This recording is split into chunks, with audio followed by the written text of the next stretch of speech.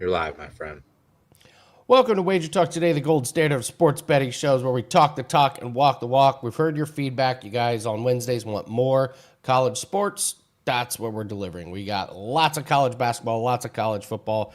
Ralph is going to break down a couple of college basketball games: Arizona, UConn, Alabama, Illinois. Ross, the boss, is going to join us and break down USC, Oregon.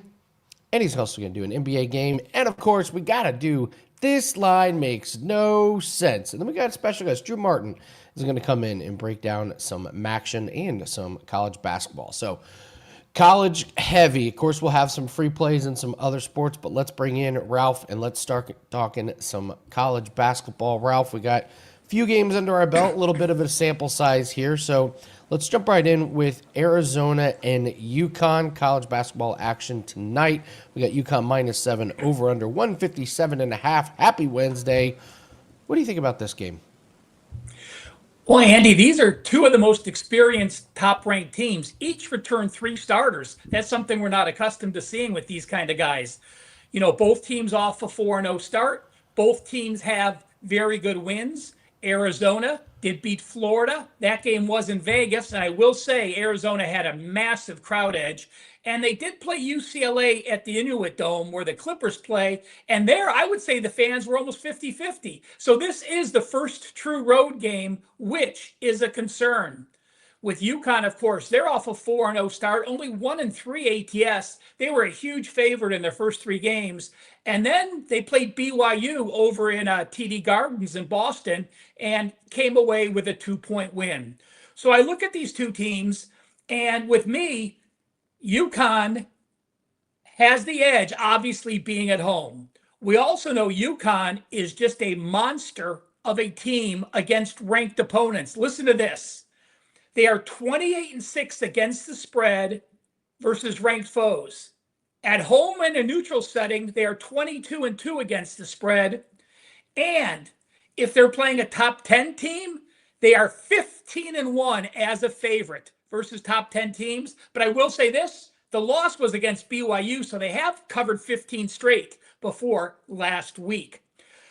Arizona, if you're going to bet Arizona, I might wait and bet them live. What they've done is they're starting two freshmen and they're bringing in two experienced players after them. And listen to this. Against Florida, they trailed 26-16 and they trailed 30-10. Against Utah Tech, they trailed 14-3. And against UCLA, they trailed 15-5 and 28-4. The way they're starting these freshmen on this first true road game, if you like Arizona, I would wait and bet them live. If you like UConn, I think you're in the best situation to play them here.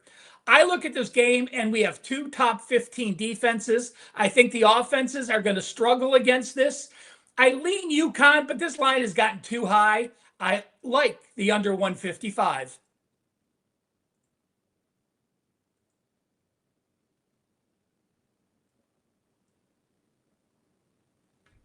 I cannot hear you. All right, let's try this again. All right, There we're you looking at go. the under. We're looking at the under in that game. Alabama, Illinois. This is another game that goes off tonight. What's your take on this Alabama, Illinois game tonight? Oh, all right. Are we back Ralph, to me, you there? Andy? Yep. Yeah, Yep. my apologies, guys. For some reason, my internet went out and I'm back. Can you hear me now okay, Andy? Fire away, Ralph. We got Illinois -3.5 over under 182. Big total here. Alabama and Illinois. How do you break this one down?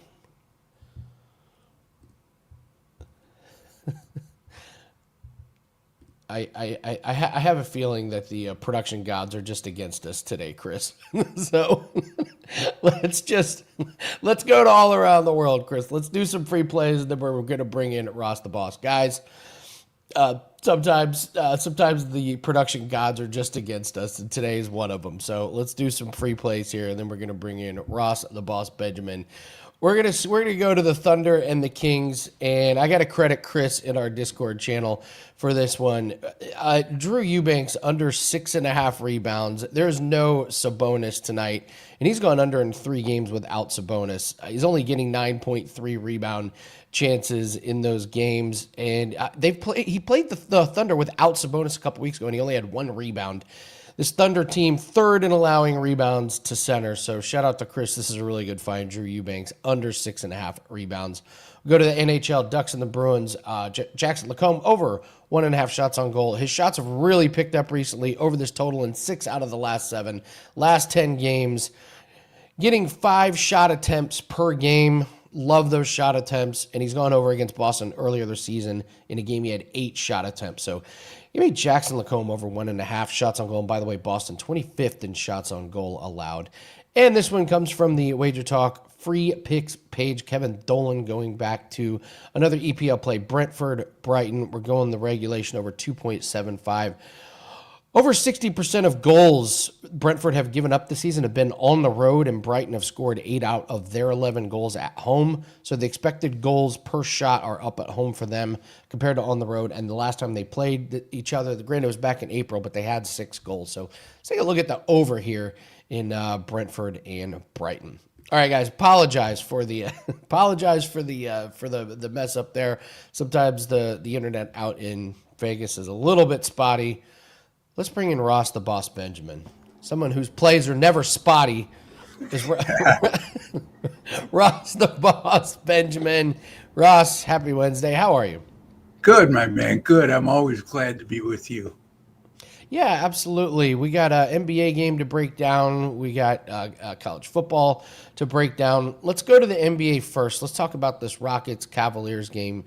Really fun game tonight. I will hopefully be catching at least the first half here, hopefully more. I mean, the line says it all. Rockets only minus 1.5, pretty close to a pick 'em, over under 233.5. 2 good defensive teams here. What do you make of Rockets and Cavs? Yeah, this actually opened with Cleveland being a favorite, so it's flipped from the opening line. Look, Houston will be the fresher team out of the gate in this matchup, in my opinion, and quite simply put, I mean, they're playing on 2 days rest. It will only be their 4th game in 10 days. And Cleveland's coming in playing their 8th game in 13 days. This is the first meeting of this year. In the last 2 years, they met 4 times. And Houston has led at the half in all 4 of those contests. And they led by a convincing margin of 10 points per game at halftime in all 4 matchups. So something to be said there. Cleveland has been a much better second half team this year than a first half team, and especially so at home. When you factor in that Cleveland is 6-2 at home this year, but they're minus 3.6 points per game at halftime in those 8 home games, despite them winning 6 of the 8. And then they come out and they're plus 6.9 points per game in the second half. So that's where I was going with being the better second half team than first half team, and especially so at home. And Cleveland's also 0-8 against the spread in the first half this year when facing teams like the Houston Rockets, who average 116 or more points per game.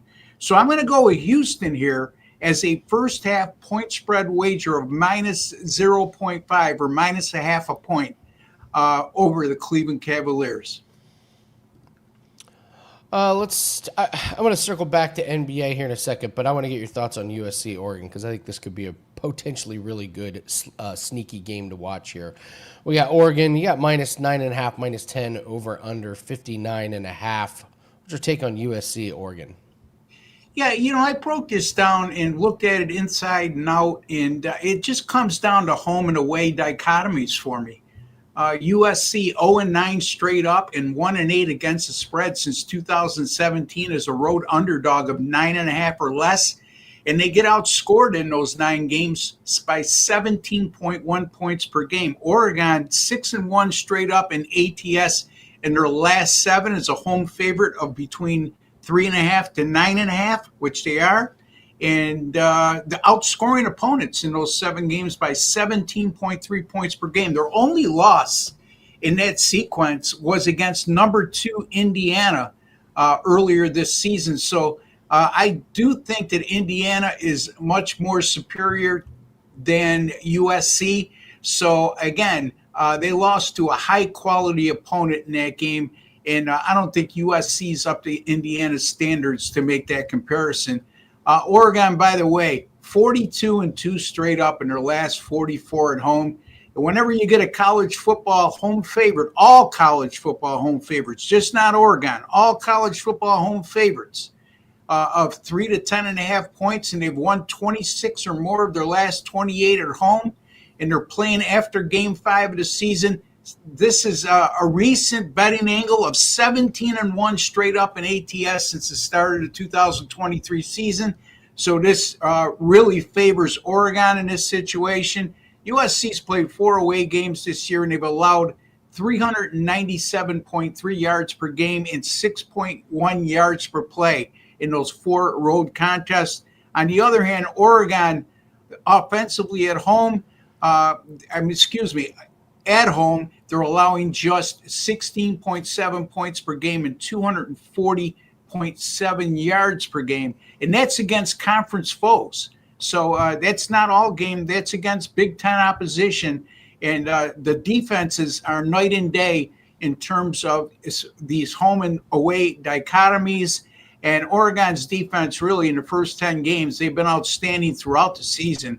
13.7 points allowed, 235 yards allowed, and they've held opponents to 276 yards or less in 8 of 10 games this year. And the other 2 games, they didn't allow opponents 276 or less. They only allowed 313 and 326. So I think Oregon gets that reputation as this high-flying, dynamic offensive team, but this year they're really getting it done on the defensive end. And USC's been pretty good defensively of late, but you still have to look at 2 road games this year at Illinois and at Notre Dame, and they gave up 442 yards to Notre Dame and 502 yards to Illinois. So, look, I just think the defense will be the difference in this game. And I think that Oregon will be able to move the ball more consistently on the USC defense than vice versa. They'll wear them down by the second half. I'm going to lay the 9.5 here with Oregon at home against USC. All right. We like Oregon there. I want to circle back to NBA here. Sure. What's been surprising to you here, NBA? I mean, to me, Detroit 13-2 has to be up there with some of the more surprising things. I'm trying to look at a team that's bad that I've been pretty I mean, your surprised Indiana at. Pacers, Is that a surprise? I mean, a team that went to the NBA Finals last year. I know they lost a lot from last year, but the decline that we've seen, and Halliburton being out certainly isn't helping.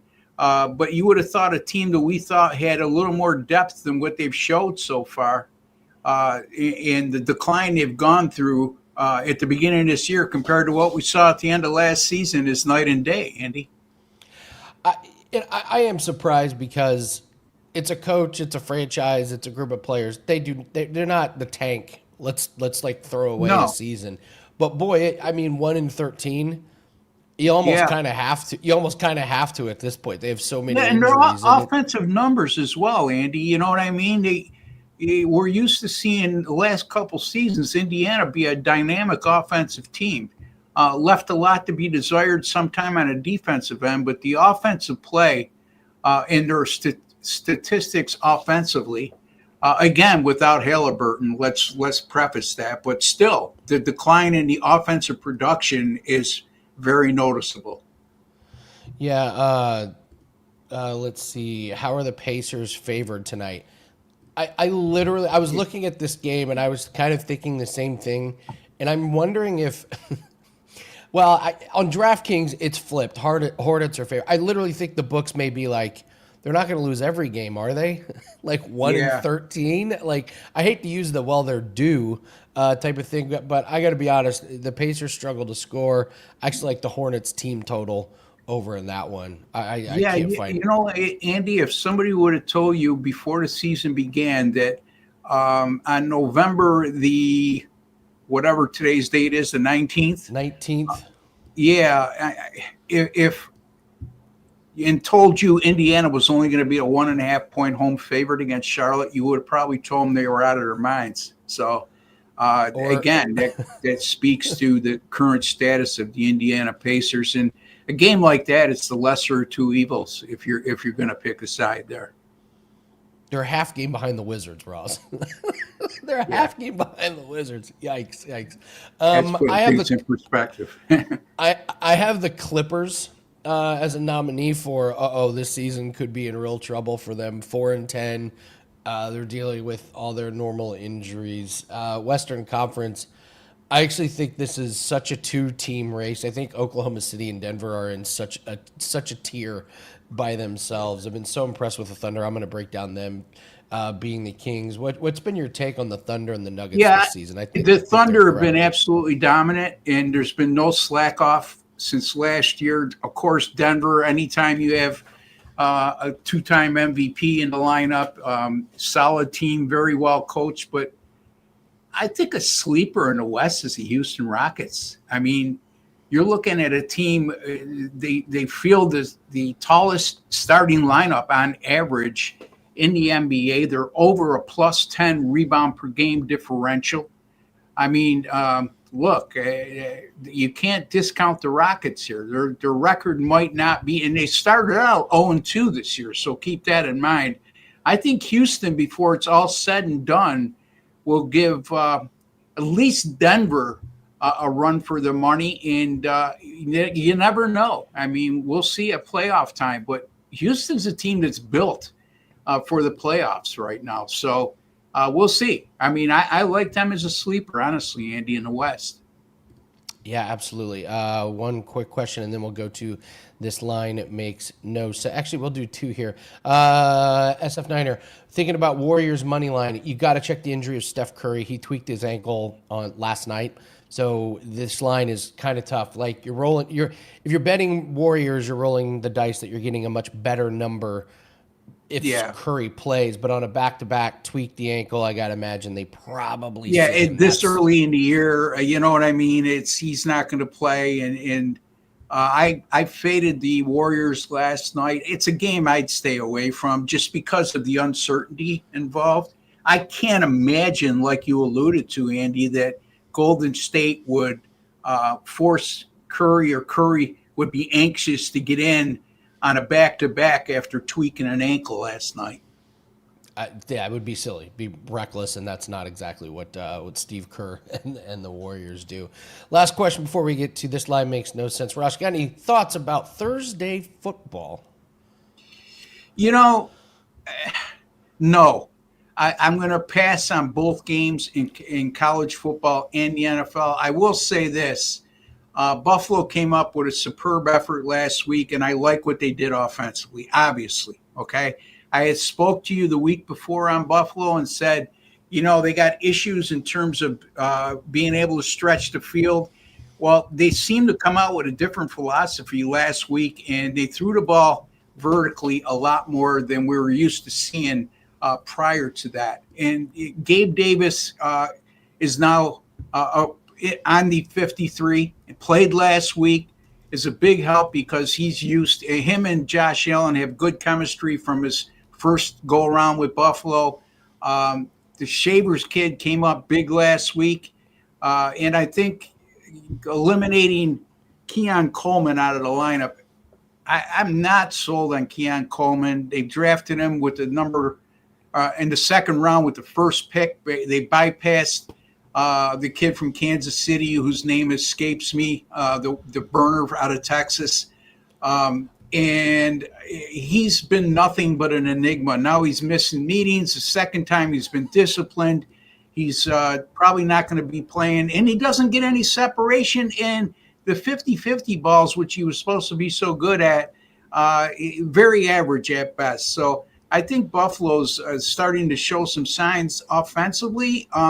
The problem is they're going to be going against probably, if not the best defense, one of the best defenses in football. And this line is really escalated up to 6. A lot of that has to do with C.J. Stroud being sidelined. So it's a game that there's, you're looking at a big line move.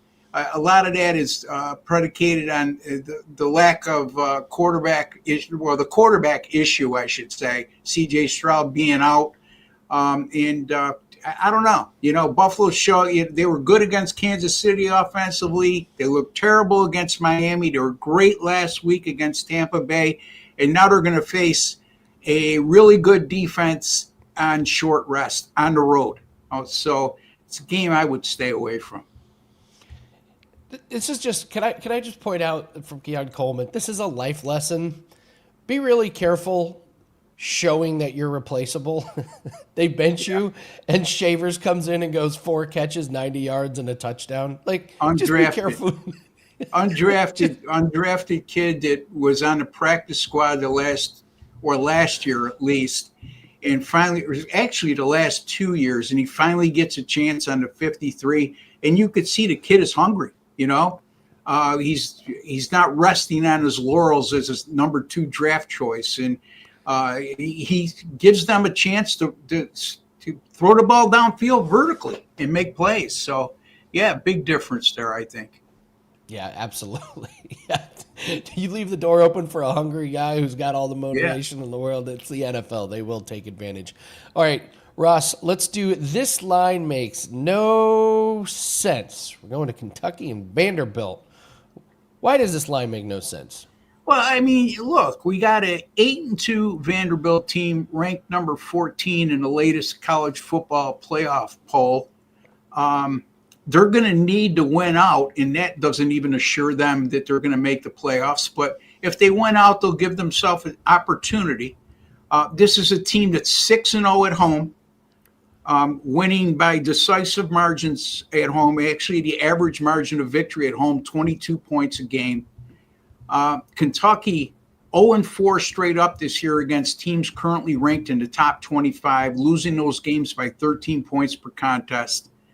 And there's been no movement on this line either. Vandy only a 9.5-point favorite as the number 14 team in the country against a Kentucky team that's just 2-5 in the SEC, and their 2 wins in the SEC came over Florida and Auburn.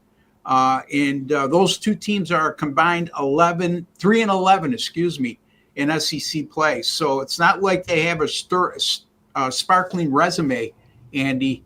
And it befuddles me that Vandy's just a 9.5-point favorite. And when that happens, I'm either going to go contrarian with Kentucky, or I'm just going to say this is way too fishy. And, if it looks like a rat and smells like a rat, it's a rat. We ain't playing rat lines. Not on this show. Not on my watch. Ross.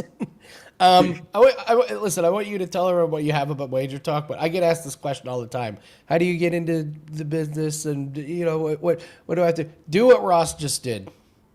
Be able to jump in when somebody's internet goes out and be able to just talk off the fly about a bunch of different props. You always have your research done, Ross. You always know what's going on. You can always talk about anything and everything right then and there, and that is why we love you, and that's why I love seeing you every Wednesday. Tell everyone what you have about WagerTalk. That's very kind of you, Andy. But a couple friendly reminders, folks. College football continues to roll. 4-1 last week. Started this week with a nice winner on Western Michigan last night. Number 2 in units earned, number 1 in win percentage, and number 1 in return on investment this season at WagerTalk with my college football plays, up 49 units, which is 9 more units than I made last year when I was number 1 overall. Yet I'm number 2. That shows you the caliber of handicappers we have at WagerTalk.com. Also, folks, football plays, NFL college football, a combined 51-31 since September 11th, 62% up $5,706. Boy, that Weekend Warrior special really, really paying dividends for people who've invested with me this year.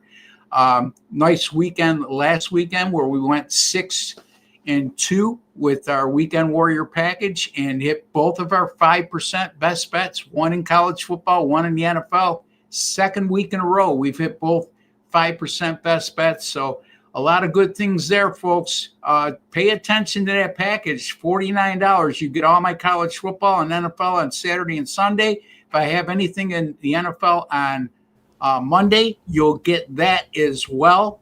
And my weekend, as a matter of fact, weekend football plays are up well over 60% since going back to last year. So take advantage of that, folks. $49, you get all my college football, NFL on Saturday, Sunday, and Monday, including 5% best bets. An NBA 26-13 run in the NBA, up over 34 units. So a lot of good stuff happening right now over at WagerTalk.com, and a lot more promos that I'm sure that you will cover, Andy, throughout the course of the show. Absolutely. Ross Benjamin, awesome job. Thanks for crushing it as always, and thanks for spending some extra time with me. Always bringing the heat and always bringing the thunder. There's two NBA team throws. Thanks you for Ross. having me, Andy. Have a great weekend. Ross. Have a good one. Somebody asked about college basketball player props. Yeah, like I've said a couple times, they're not available in enough markets. So there's some good ones that you can find. For example, Ben Gold for Marquette. You can get him over 9.5 points. He shot the ball really well over the last 4 games, easy over, but it's just not available. I see it on BetMGM, Prize Picks if you got that, but sadly you can't do much talking about college basketball prop because they're just not available anywhere. So I lost my $5 play in NBA last night. Apologies, guys, and that play wasn't even close. You know, if you lose a play and it's a good read and you just don't get there, that's one thing. But the read on Luke Cornett over his rebounds was terrible. The guy was absolutely meaningless. So we get back on track today. We've got 4 plays in the NBA and NHL that's up in 1 pack. Also, cricket. We've got a cricket best bet. We've been sitting on this one for a couple of weeks waiting for the lines to come out. Lines have been out, but we released the play today, and the lines actually moved a little bit against us, which is actually better for you guys. You get the best bet. And the best thing about this, WagerTalk's being nice, and they're letting us do it for half price because it's college basketball, NFL, everything. We know cricket gets swept under the rug. We've hit 60% of these cricket plays lifetime. So you want to get aboard this cricket play. And also we've got UFC 2-pack that is up. We've hit our last 7. You heard that right. Last 7 UFC best bets. So we're looking to make that 9-0 this weekend. So we got NBA, NHL that's up. We've got cricket best bet that is up, and that goes off tomorrow. So don't dilly dally. Go get that cricket play. It's half price. And then we got UFC 2-pack looking to extend this winning streak to 9-0. All right, let's bring in Drew Martin. Drew, we had to add you to Wednesday's shows. We got to talk MACtion. We got Missouri, Oklahoma, looking good. The hat looks good. Mustache looks good. Man, you came ready to play, man. How you been? I haven't talked to you in a while. What's been new? Hey, Andy. Yeah, thanks for having me on, bud. When Chris messaged me, I was like all about it, and had the mustache going, doing a little Movember. So who doesn't want to talk midweek MACtion, little college football on WagerTalk today? So always appreciate you having me. And right in your setup, you're bringing up cricket. I mean, first off, hats off to you handicapping that, and especially half off. Definitely. Something people should take notice of. And I'll tell you, cricket is a great sport. It's one of, if not, well, I think it's behind soccer in terms of the biggest sports in the world. I used to work with some Indian guys, like from the country of India. They were like programmers, developers at JP Morgan in Atlanta. They had a little league going. It's a great sport to play. I don't know if you've actually played it, but it's fun. I'm a big cricket fan, so I'll have to go check that out. I have not been introduced to cricket till we met our friend Jan, and Jan does all of our cricket plays. You guys know Jan. We call him the cricket department as part of our team. I told him I missed my calling. This would have been right up my alley back in my athletic days. I was like, this sport was meant for me. I would have been great at this one. So yes, cricket is awesome. It's a lot of fun. We got a big tournament, the Ashes. It's not a tournament. It's 2 teams that play. So that's coming up. So we're excited to be watching that. So, all right, Drew, let's jump into it here. We're going to talk. Let's start with What game do you want to? Let's do MACtion. All right, Central Michigan, Kent State. Let's talk this one. -9.5, over under 50.5. I mean, it's MACtion. What was it last night? We had a couple rain delays in the game. It's just MACtion. You never know what you're going to get. But how do you break down this game? Yeah, I mean, midweek MACtion, it can be wildness, and things can happen that you don't always expect. You bring up the delays on top of that, it can be tough. But hey, ESPNU, nationally televised game here. We get the Chippewas playing some really good football. And actually, the Golden Flashes of recent have been playing a little bit better overall. More about Central Michigan, though, here. I mean, obviously laying a number, -9 at a lot of shops. They're 6-4, but they've covered 4 straight, Andy. And they've covered 6 of their last 7 games overall. So the Chippewas playing really good football, not a team I'm looking to step in front of. And their quarterback actually over 70% completions the last 3 games. And something I like to look at in college football is when a team has a bye week, how do they perform in those next couple games after the bye week? In particular, the quarterback and completion percentage. Sure enough, Central Michigan is checking that box. And the reason I go to the bye week is because in college football, a lot of times, especially it's become more prevalent now with the NIL and the transfer portal. After a bye week, they can kind of practice, get a little bit more on the same page. It's really worked for Central Michigan. So I'm looking to be on the Chippewas, particularly offensively. The only problem with laying this number is, one, they're on the road. So, laying a number in MACtion, weird things happen going on the road can be tricky. But also Kent State is playing a little bit better football. They just won last week, putting up over 40 points against Akron, an Akron team that just won last night in MACtion. So scoring more than 40 points, I actually think this team is going to be able to score as well. They're also 4-6. So 2 more wins. They got to win out here. They have a possibility to do so. They're going to have to do so tonight as almost double-digit underdogs. But what I'm getting at is I think they're going to be able to score points. Sidewise, I think it's difficult. But guys, we've already seen this over kick up a full field goal here. And we're talking mid-November football. When you get a total moving a full field goal, some of it being my money, that's something to be paying attention to. So you can find 50 out there right now. I like the over. I think we get more points than the odds makers are projecting here, Andy. And it looks like decent weather in Kent, Ohio. So, yeah, we're going to go over. Chippewas, Golden Flashes, ESPNU, 7 o'clock Eastern, Andy. Wow. Decent weather later November in Ohio. You don't get that very often. Well, it's cold. It's cold. I know it's cold. But yeah, it doesn't. I think last night we had the delay in the Ohio UMass game. It was sheets of rain. All right, let's talk Missouri, Oklahoma here. Missouri, Oklahoma. Nice matchup here. Oklahoma -7.5. Looks like you got to lay the hook here, over under a pretty low 42.5. How do you break this game down? This one came to me in terms of, one, I feel like it should be like a rivalry name. Maybe there is. I couldn't find one, but both teams playing in the Big 12 years ago and then now being in the SEC, they've actually only played once since 2011. Missouri won last year by a touchdown.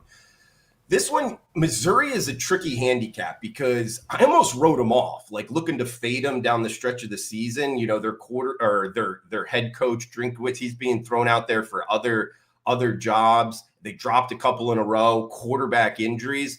But just last week, they scored 49 points, almost 50 points against Mississippi State. That's a pretty good Mississippi State team. Some of these records in the SEC that teams are sporting, you just can't kind of go off the blimp's view of what the record is. Being able to put up almost 50 points against Mississippi State, that kind of changes things with Missouri. But Oklahoma on the other side, I mean, the last 2 wins, maybe the 2 best consecutive wins in the country. They went on the road at Tennessee, won outright as a dog, and then backed it up going on the road to Tuscaloosa, winning outright as a dog against Alabama. So 2 very impressive wins, a bye week in between. So it kind of sets up well for Oklahoma. This defense has been for real. I mean, in terms of their over-under numbers, they're just 2-8 to the under. So an under trender, if you're looking to bet the total, it's a 42 is the total. But I wouldn't be betting it over. That's what I'm getting at. Sidewise, though, I think there's a matchup handicap here. where Missouri, their run rate is almost 60%, meaning they run the ball a lot. And now they're going up against Oklahoma. They're going right into the strength of this defense. This Oklahoma run defense, one of the best in the country. They're letting up less than 2.5 yards per rush. I think it's going to kind of be a long day offensively for Missouri. It makes me look towards Oklahoma. The number was 9, then 8. Now we're getting 7.5s out there. And as we're talking on Wednesday, kind of following these line moves, a lot of times you don't get a kickback, buy back up, at least at this point in the week. So I might actually, I guess my advice on this one is if this keeps running down here, if Oklahoma does get to a 7 flat, that's an important, hook on the 7. If we can get that hook off of the 7, just get Oklahoma 7 in the next day or two, that might be a time to jump on the Sooners here at home against Missouri. All right, Drew Martin, awesome stuff here. What do you got going on at WagerTalk? Well, tonight got a 5% max limit up and available. Been hot. It's been a heck of a run in terms of just college football overall. Longer term numbers this season in both NFL and college football have been great. I mean, up over 40% profit in college football alone, 48 and 30. Might not sound that sexy, but it's 61% year to date, and also on a 52, 27, 66% overall run. That's since early September. And then, hey, if you're into kind of trends happening in the short term, certain days, a 12-0 Wednesday night run. A lot of that being MACtion and Sunbelt. So these midweek games, they've been profitable and have a big bet up for tonight's MAC game, the game that we did not break down on the show, Andy. All right, this is not. We've actually talked about this show. It's not a coincidence when you're good on a certain day. What did you say? 12-0 on Wednesdays? Yeah, it's been wild. I mean, granted that works into, I think it's like 16-2 Tuesday and Wednesday. So what you're bringing up is like it's correlated with really a lot of my success in college football is Sunbelt, Conference USA, MAC, and during October and November, they're playing on Tuesday and Wednesday nights. So that's the reason. It's not just randomly, Wednesday nights have been good, although that could be a reason as well. It's more so because that's where I concentrate. I kind of lock myself in a room, 3 screens, watching these small conference games. And sure enough, it's been profitable this season for sure on Tuesday and Wednesday nights, particularly on Wednesday nights for whatever reason. No, this is a real thing. We did a deep dive on some tennis plays, and we realized we were hitting it like Mondays on like a huge rate. We were losing on Fridays. We realized, Mondays is the start of the tournament. There's more options. By the time you get to Friday, a lot of people have been eliminated. And we were like, it's not necessarily the day of the week. There's an actual reason behind it. So, yeah, we isolate days of the week and you figure out why you're running that hot. Yeah, take advantage. I'm in. 12-0 on Wednesdays. Let's go. Sounds good to me. Drew Martin, we got to do this more often, man. Don't be a stranger. I can't wait to have you on the show again. Hopefully we'll get you on moving forward. So thank you very much, Drew. Have a great Wednesday, and let's make this thing 13-0. Absolutely, Andy. Thanks for having me. All right, out there, cash those tickets. All right, Drew Martin, awesome stuff. Bruce wants to know, what's the NBA lock? Well, as you know, we don't do locks, but Bruce, I love you. You always ask about a lock. So these aren't locks, but this is just the Bruce. All right. So Bruce, every time you ask me what's an NBA play, I promise I will give you one. So let's do, who do we want tonight for Bruce's NBA play? Let's go Davion Mitchell from Miami. He's been hot. Let's take him over 9.5 points. Last 5 games, he's gone over. And this is a Golden State team that could be without Steph Curry. My guess is they are without Steph Curry. I know we think of Steph with offense, but once you rotate other guys in, the defensive switches may not be real great. And the last time he played Golden State, it was last year, but he had 12 points. Look at Davion Mitchell. What's he been shooting? 12, 6, 13, and 9 field goal attempts the last 4 games. Davion Mitchell. Let's do Davion Mitchell. So bet against the Pacers. Thanks a lot. Actually, at this point, I do hope the Pacers lose. That way, we get a better